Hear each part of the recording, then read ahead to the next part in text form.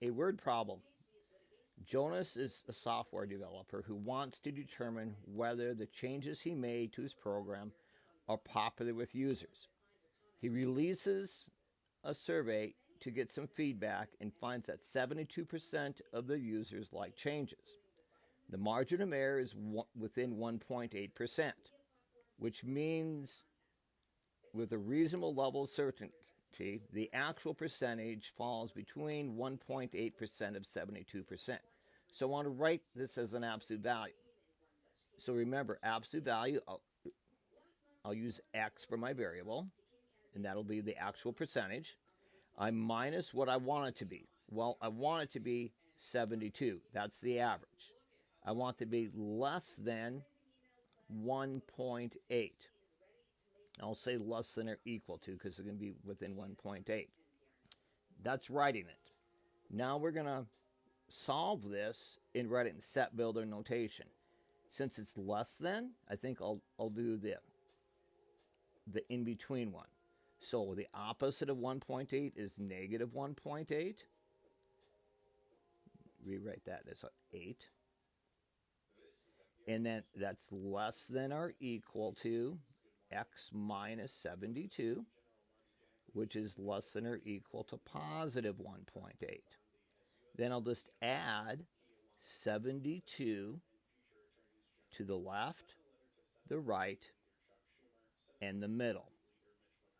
So negative 1.8 plus 72 gives us 70.2. That's less than or equal to x, which is less than or equal to 73.8. So I'm going to make my number line 70.2, 73.8. Put a closed circle on each one of those, and we will shade in between. And there's your answer. Now, on the next one, it's a greater than sign. Now, you can't write one inequality like we did with and. We have to write two. And we have to use the word or, greater. That's how you tell. So we're going to say 2m minus 9 is greater than 13, or 2m minus 9 is less than negative 13. Now I'll just solve each one of those separately. I'll add 9 to both sides. So 2m is greater than 22. Divide by 2.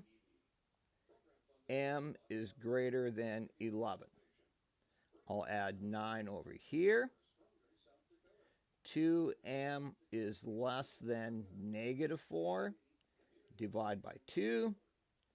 M is less than negative 2. So now I'll make my number line. I'll put both my numbers on the number line, put them in order. So negative 2 and 11.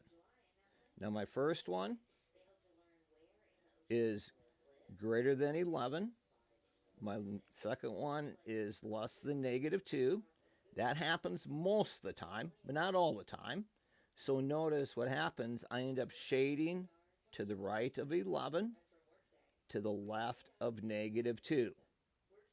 That happens, like I said, with or. Most of the time they go in opposite directions, but not all the time. Here's an exception.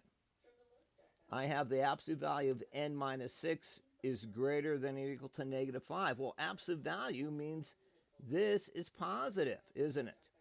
Isn't every number I put in going to be bigger than negative 5? Sure it is, because no matter what I put in, I take the absolute value, it becomes positive. So this is a case where we have all real numbers. So I'm going to make a number line, and I'm going to shade the entire number line, because it doesn't matter what way we go, it's going to be shaded. And there we have it.